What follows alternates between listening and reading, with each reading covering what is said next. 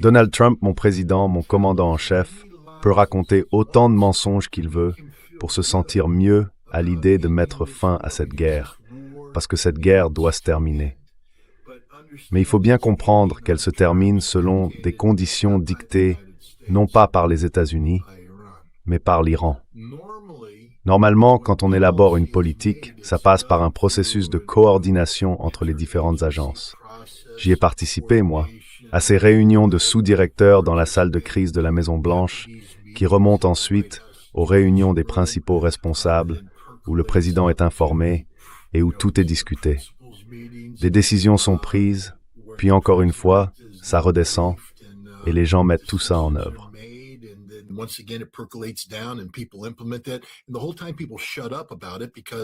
Et pendant tout ce temps, les gens se taisent, parce que les seuls qui en parlent, ce sont les communicants, ceux qui ne font tourner que ce qu'on les autorise à faire tourner, puisque c'est une politique en cours d'application et qu'on ne veut pas lâcher les armes. Mais là, c'est du jamais vu. On n'a rien de tout ça en ce moment. Il n'y a aucun processus interministériel en cours aujourd'hui. On est un pays où la politique se fabrique littéralement dans la tête d'un homme fou, qui la diffuse ensuite, soit par des déclarations improvisées à la presse, soit sur Truth Social. Je veux dire, Truth Social fait désormais partie de la politique américaine. On fonctionne littéralement à coups de déclarations politiques, souvent contradictoires, publiées par le président sur son réseau social. C'est totalement inédit dans l'histoire.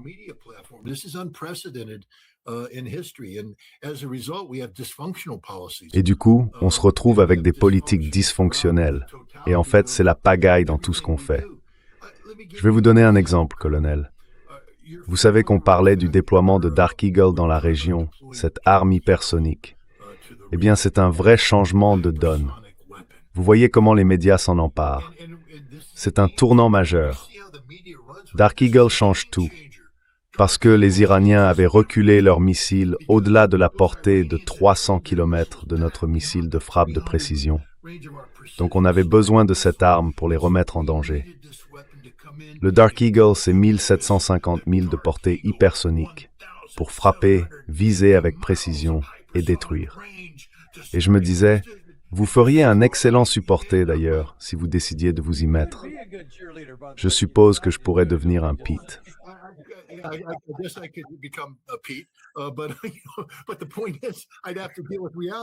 Mais le fait est que je devrais faire face à la réalité. D'accord? Je dirais, bon, d'abord, ça n'a jamais été vraiment testé en conditions réelles. Les gens doivent comprendre ça.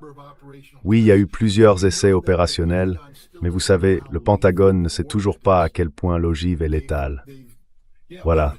Peut-être que ça ne fonctionne pas à 100%. On ne sait pas à quel point c'est destructeur. C'est censé être une arme capable de frapper des cibles très dures. En théorie, elle doit pénétrer profondément. Mais on n'en sait rien parce qu'on ne l'a jamais testée. Ils ont peur de la tester. Et puis même si c'était vraiment une arme pour cible dure, combien en avons-nous? Parce qu'on vient de terminer une guerre où on a tiré des centaines de missiles Tomahawk, des centaines de munitions à distance. Et là, on en a 8. 8 seulement. Le Pentagone dit qu'elles coûtent 15 millions de dollars chacune.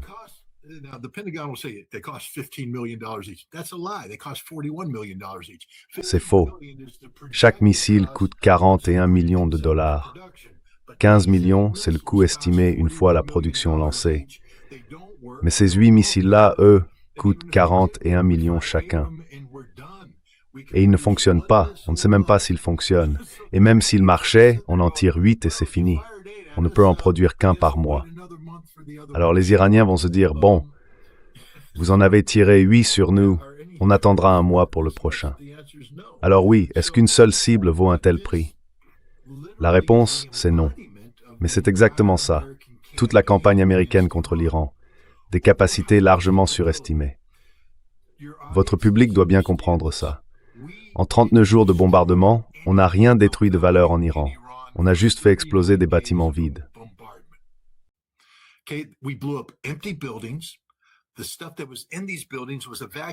Le matériel qui se trouvait dans ces bâtiments a été évacué et nous n'avons pas pénétré à l'intérieur. On a largué beaucoup de GBU-57, ces grosses bombes pénétrantes.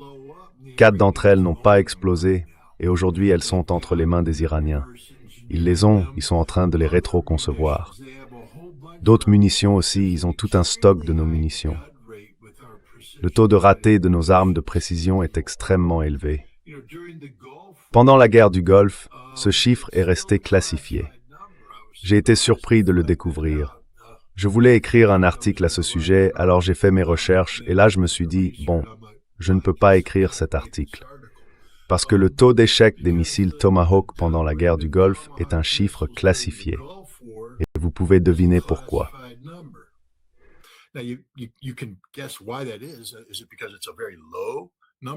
Est-ce que c'est parce que c'est un chiffre très bas, ou au contraire un chiffre très élevé? C'est à vous d'en décider, pas à moi. Mais en 2017, avec la version Block 4, on en a tiré environ 63 contre la Syrie. 23 n'ont pas fonctionné. Alors je suis pas un marine, je suis pas très fort en maths, mais ça fait plus d'un tiers qui n'ont pas marché. Et ça, c'était en 2017. On pourrait penser qu'entre-temps, les choses se sont améliorées. Vous commencez à voir le tableau. Notre matériel ne fonctionne pas. Il ne marche pas comme on prétend qu'il marche. Donc on tire des missiles qui ne fonctionnent pas sur des cibles qui n'existent pas. En 1991, je faisais partie de l'infrastructure de ciblage qui supervisait la campagne aérienne stratégique contre l'Irak, notamment contre les capacités de production de missiles Scud, et ainsi de suite.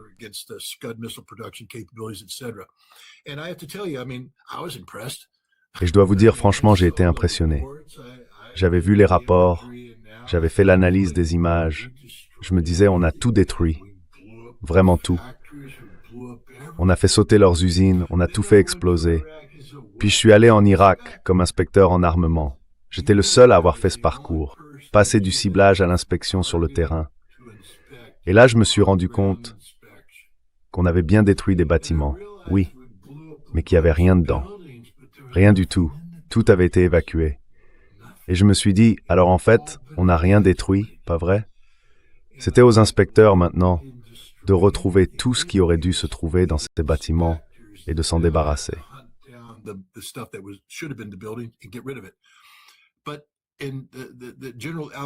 Mais le général Al-Obaidi, qui était le numéro 2 de l'industrie de la défense, est devenu ministre du pétrole. Il a commandé un rapport irakien d'évaluation des dégâts de guerre. Vous vous souvenez, on avait, j'ai oublié son nom, mais ce chercheur de Johns Hopkins qui avait rédigé l'étude sur la puissance aérienne, expliquant comment on avait gagné la guerre grâce à l'aviation. L'aviation, si formidable, toute puissante, extraordinaire. Eh bien, les Irakiens ont fait leur propre étude. En 1996, le rapport était prêt. Je n'en ai pas eu de copie, mais j'ai pu le consulter. Il m'a invité dans son bureau et on l'a parcouru ensemble parce qu'il voulait me faire passer un message. Il m'a dit, « Vous n'avez rien détruit. Regardez, c'est là, bombe par bombe par bombe. »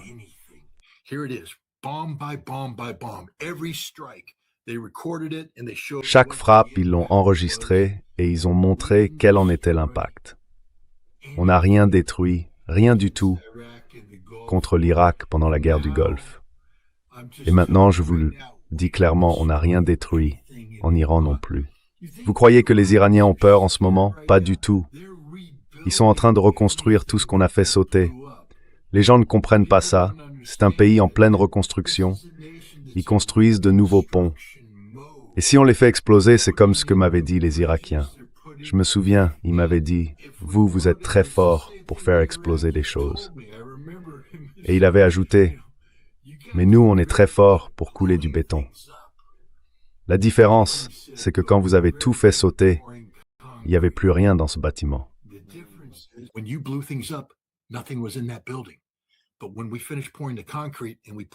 Mais quand on a fini de couler le béton et qu'on a remis les choses en place dans le bâtiment, on a retrouvé toute notre capacité. Et c'est ça l'Iran. On n'a absolument pas eu d'impact sur l'Iran. Voilà la réalité. C'est la réalité. Et maintenant, on parle de quoi? De relancer une campagne qui n'a déjà pas marché la première fois? Einstein disait que la folie, c'est de refaire sans cesse la même chose en espérant un résultat différent. Eh bien, on est littéralement une nation folle si on pense reprendre une campagne contre un pays qui n'a pas été vaincu, avec un arsenal déjà épuisé. On n'a même plus de capacité de frappe à longue portée. Apparemment, le général Jack Keane n'a pas reçu le mémo. Voici ce qu'il semble penser.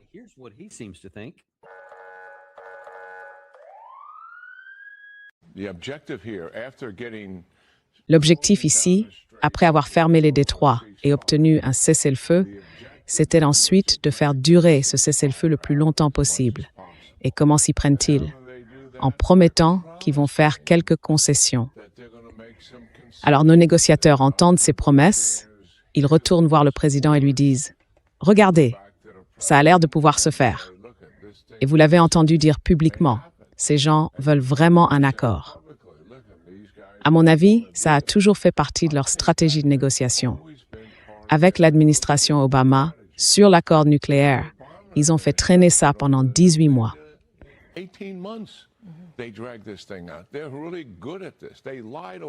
Ils sont vraiment doués pour ça.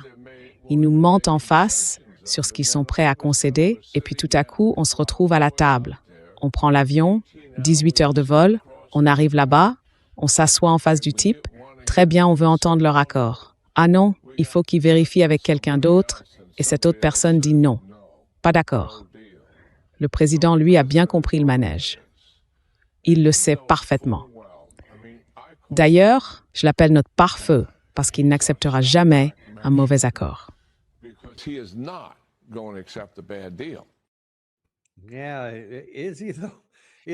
Oui, est-ce qu'il va accepter un mauvais accord? Est-ce qu'il aura vraiment le choix d'accepter un mauvais accord? Mais bon, revenons un peu à la base. On a eu cette négociation, cette perte de temps, 18 mois pour obtenir le JCPOA. C'est comme ça que la diplomatie fonctionne en réalité, et tu le sais mieux que personne. Et ensuite, on entend dire qu'en 18 heures, on est allé là-bas, on leur a demandé de faire une concession, et qu'ils ne l'ont pas faite. Quelle surprise, franchement. Mais si c'est ce genre d'état d'esprit, et tu l'as entendu, il est au téléphone avec Trump. Trump l'écoute, ça ne fait aucun doute. Nous le savons tous.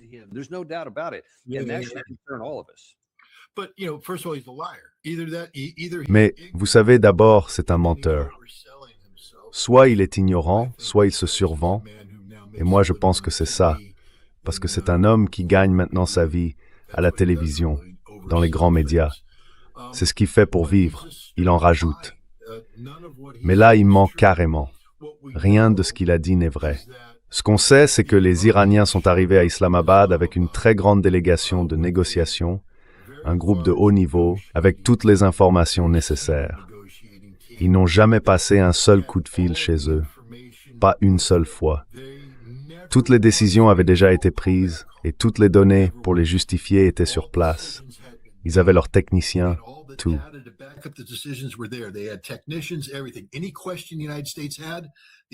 À chaque question que les États-Unis posaient, les Iraniens étaient là.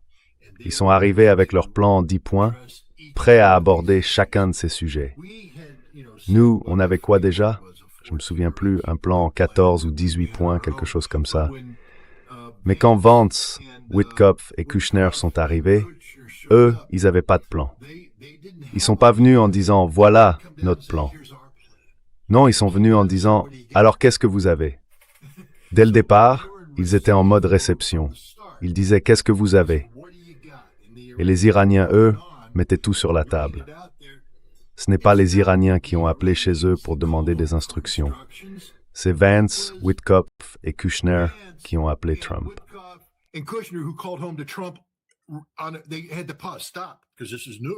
Ils ont dû faire une pause, s'arrêter, parce que c'est nouveau. On n'est pas prêt pour ça. Ils ont appelé chez eux. Et ils recevaient aussi des appels de Netanyahou. Donc, Keane ment. C'est un menteur, tout simplement. C'est les États-Unis qui n'ont pas négocié de bonne foi, parce qu'encore une fois, on ne fait pas face à la réalité. Certains diront, Mike, c'est vraiment idiot. Non, On n'est pas en train de relier les points d'une géopolitique classique ici. Cette négociation a été conçue pour offrir au président des États-Unis une sortie politique acceptable, pas pour résoudre les réalités fondamentales de cette guerre.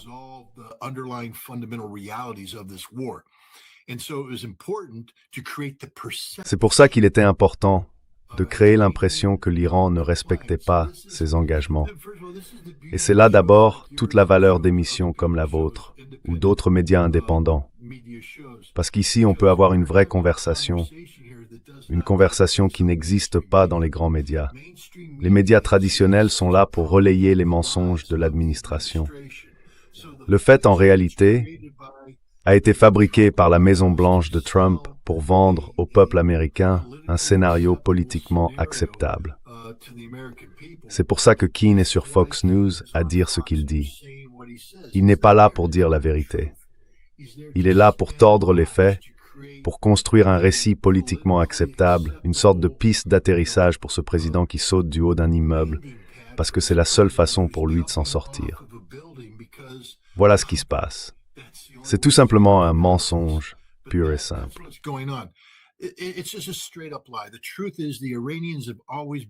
La vérité, c'est que les Iraniens ont toujours été, et ils étaient, oui, les Iraniens étaient mieux préparés que nous pour le JCPOA.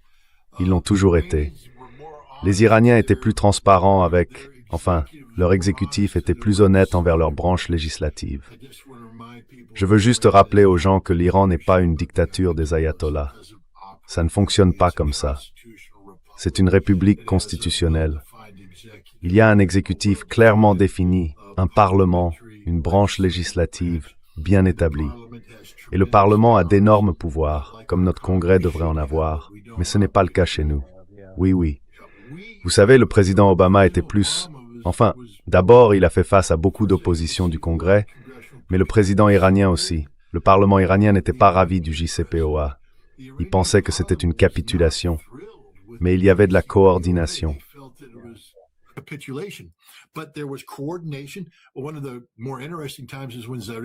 L'un des moments les plus intéressants, c'est quand Zarif, qui était alors ministre des Affaires étrangères, s'est retrouvé devant le Parlement. Les députés menaçaient de le démolir en disant « Tu as trahi la nation en négociant ça ». Il a dû s'asseoir et tout expliquer. Mais au final, le Parlement a voté en faveur de cet accord. Nous, on n'a jamais eu ce genre d'honnêteté. La raison pour laquelle Trump a pu se retirer du JCPOA, c'est qu'Obama n'avait pas le soutien du Congrès. Il n'a pas pu transformer un décret présidentiel en traité.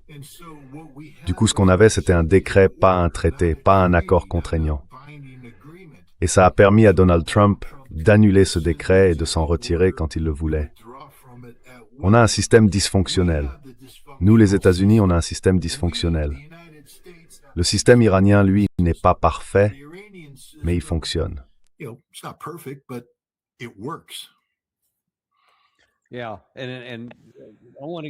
Oui, et j'aimerais qu'on prenne, dans le temps qu'il nous reste, un moment pour regarder ça, même si c'est un accord fictif, et voir quels pourraient être, malgré tout, les obstacles à sa mise en œuvre.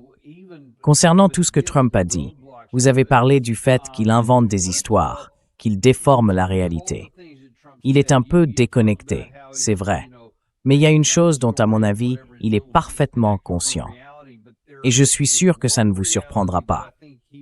On dirait que quelqu'un a gagné beaucoup d'argent ce matin, quand les actions de Truth Social ont bougé. Il a fait ce commentaire à 7 heures du matin, 7h20 et 41 secondes, je crois. Et à peu près à ce moment-là, quelqu'un a placé une position à la baisse de 125 millions de dollars. Ensuite, il semble qu'ils aient fait un gros profit, et plusieurs autres éléments sont liés à ça. Et c'est la 5e ou 6e fois que ce genre de choses se produit. C'est sans doute une question rhétorique, mais est-ce qu'un jour quelqu'un sera vraiment tenu pour responsable de toutes ces opérations d'initiés incroyables?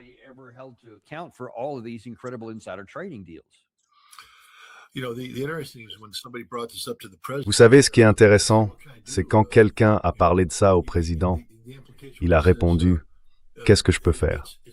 Vous voyez, quand il dit que c'est un casino là dehors, non. ce ne sont pas des paris, c'est de la criminalité pure et simple. Martha Stewart est allée en prison pour l'affaire de délit d'initié la plus faible jamais présentée devant un tribunal américain. Mais on a dit la loi, c'est la loi. Là, c'est une violation flagrante de la loi. Et vous savez, il y a un sergent des forces spéciales qui va aller en prison simplement parce qu'il est bas gradé. Oui, il a parié sur l'avenir de Maduro parce qu'il avait des informations privilégiées.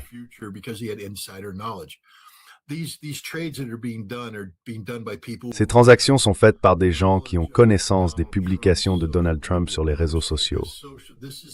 C'est là tout le danger d'une politique menée à coups de posts sur les réseaux. Parce que quand on accorde autant d'importance à une publication, le moment où elle est mise en ligne devient crucial. Alors quand les gens comprennent que le président va se contredire parce qu'il prépare le terrain toujours avec un post publié un vendredi, eh bien, le marché part dans tous les sens et tout le monde se met à prédire que lundi, le monde va s'effondrer.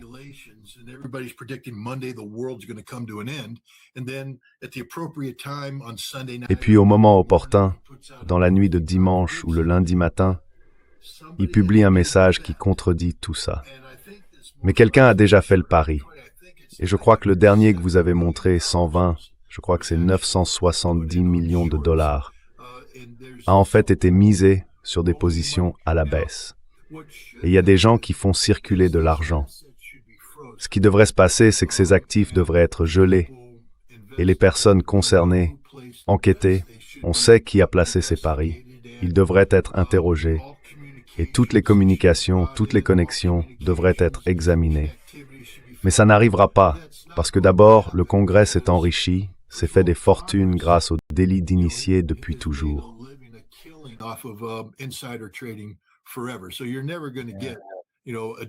Alors, vous n'aurez jamais un démocrate au Congrès qui dira « Bon, enquêtons là-dessus ». Parce qu'une fois que vous ouvrez cette porte, les gens vont découvrir comment ils ont transformé un salaire de 120 000 dollars en quoi? 35 millions de revenus en 3 ans. Ils le font grâce au délit d'initié. C'est l'endroit le plus corrompu du monde. Et maintenant, on a un président qui a littéralement vendu la politique de sécurité nationale des États-Unis. Et beaucoup de gens pensent que cette guerre, au départ, c'était justement pour ça. Recapitaliser le cercle rapproché de partisans de Trump, ceux qui avaient peut-être perdu de l'argent à cause de mauvaises décisions d'affaires, et ainsi de suite. Ce qui veut dire qu'il y a des Américains qui meurent pour que les copains millionnaires de Donald Trump puissent s'enrichir. Voilà.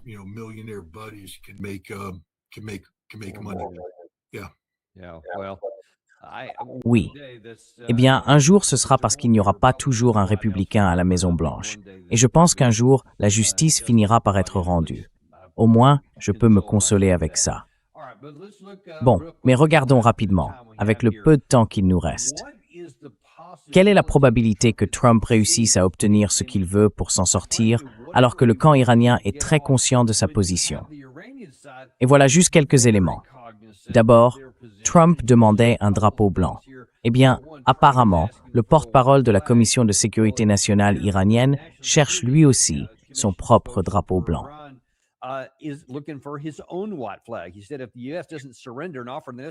Il a dit que si les États-Unis ne se rendent pas et ne font pas les concessions nécessaires, ou s'ils tentent la moindre manœuvre, ils répondront avec fermeté. Hier après-midi, ils ont aussi annoncé officiellement la création de l'autorité du détroit du Golfe Persique, qui leur permettra de garder un contrôle permanent sur le statut du détroit. Et ils n'ont absolument aucune intention d'y renoncer, ni d'abandonner les bénéfices financiers que cela peut leur rapporter. Donc, si on résume ces 2 points, l'un des éléments essentiels, c'est qu'ils ne céderont rien et qu'ils feront en sorte de conserver ce contrôle, alors que c'est justement l'un des points que nous demandons. Comment concilier ces 2 positions?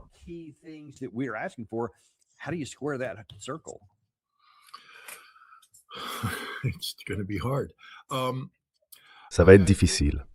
Je pense qu'on peut ajouter 2 éléments. D'abord, regardons le ministre iranien des Affaires étrangères et les déplacements qu'il a effectués récemment. Il est allé à Moscou où il a rencontré Vladimir Poutine. Ensuite, Poutine a pris le téléphone et a appelé Donald Trump. L'appel a duré environ 1h30. D'après le compte-rendu, Poutine a prévenu Trump que si les États-Unis ou leurs alliés reprenaient des actions militaires contre l'Iran, les conséquences seraient négatives, catastrophiques, non seulement pour les États-Unis et leurs alliés arabes du Golfe, mais aussi pour le monde entier. Les répercussions économiques d'une riposte iranienne seraient telles qu'elles infligeraient des dommages durables à l'économie mondiale, y compris à celle des États-Unis. Et je pense que c'est en grande partie pour cette raison que Trump cherche aujourd'hui une porte de sortie, parce qu'il n'a pas d'autre option. Reprendre des opérations militaires serait, disons-le, un suicide politique. Mais alors pourquoi Arakchi est-il allé là-bas?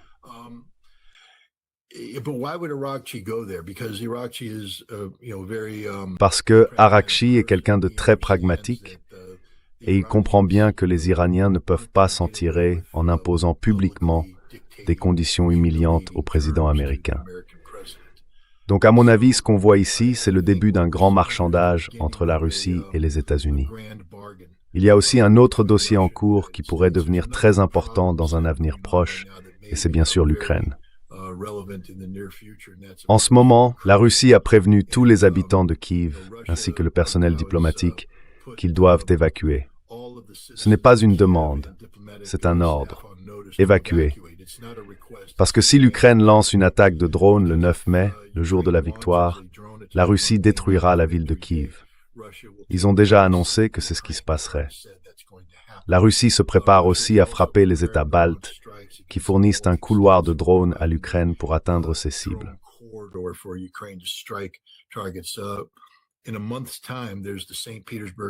Dans un mois, il y aura le Forum économique international de Saint-Pétersbourg, qui se tiendra à Saint-Pétersbourg. C'est le plus grand forum de ce type au monde. Il est même plus important que le Forum économique mondial de Davos en Suisse. Et si l'Ukraine attaque ce forum, ce sera une déclaration de guerre. Je pense que la Russie va essayer d'étouffer ça dans l'œuf dès maintenant. Mais je crois qu'on s'apprête à voir une escalade spectaculaire du conflit entre l'Ukraine et la Russie, et aussi du conflit entre la Russie et l'OTAN. La Russie va frapper des cibles de l'OTAN à cause de ce qui s'est passé. Et elle va frapper Kiev de manière dévastatrice. Les États-Unis, à mon avis, vont laisser faire parce que c'est nécessaire pour débloquer l'impasse entre la Russie et l'Europe dans le processus de négociation. Trump veut être reconnu comme celui qui aura mis fin à cette guerre.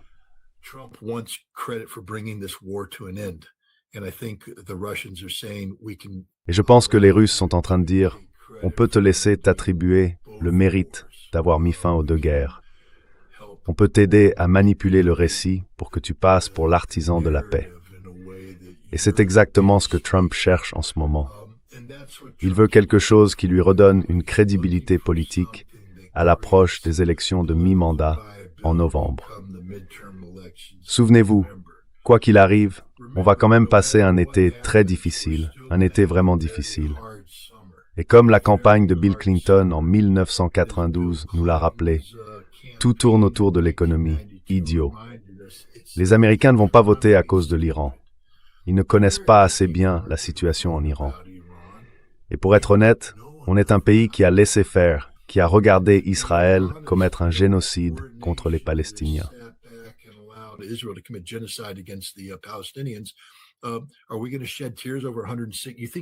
On va vraiment verser des larmes pour 160. Vous pensez que 165 enfants iraniens morts vont faire bouger quoi que ce soit sur le plan politique ici aux États-Unis? La réponse c'est non. Rien de tout ça ne le fera. Ce qui va faire bouger les choses, c'est le prix de l'essence à la pompe, le prix de la nourriture dans les magasins et tout le reste. Et Trump aura raison. Comme je l'ai dit, on va traverser 6 à 8 semaines de difficultés économiques très sérieuses qui vont lui faire du tort, parce que ça va tomber en plein dans la période un peu absurde de l'été, celle qui précède les moments décisifs avant les élections de mi-mandat en novembre. Donc Trump va avoir besoin de toute l'aide possible.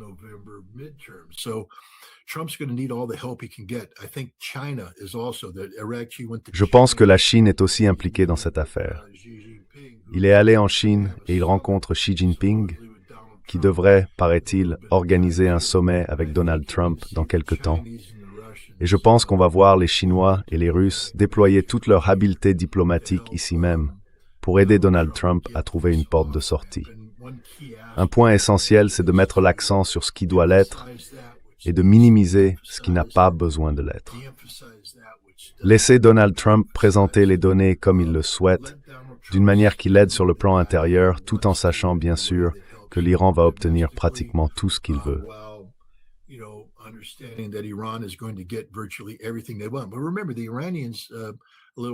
Mais souvenez-vous, il n'y a pas si longtemps, les Iraniens ont déclaré qu'ils ne laisseraient jamais leur uranium enrichi à 60% quitter les côtes iraniennes. Or, dans le cadre de cet accord, une partie de cet uranium doit être envoyée en Russie. Donc les Iraniens font certaines concessions, ce qui permettra à Donald Trump de dire « j'ai fait ceci, j'ai fait cela, j'ai accompli ceci », mais ils ne vont pas abandonner le détroit d'Ormuz. Ce que je pense que vous allez voir, c'est que cette autorité iranienne va devenir une autorité irano-omanaise. Et ça, disons-le, c'est juste une façon de maquiller la réalité.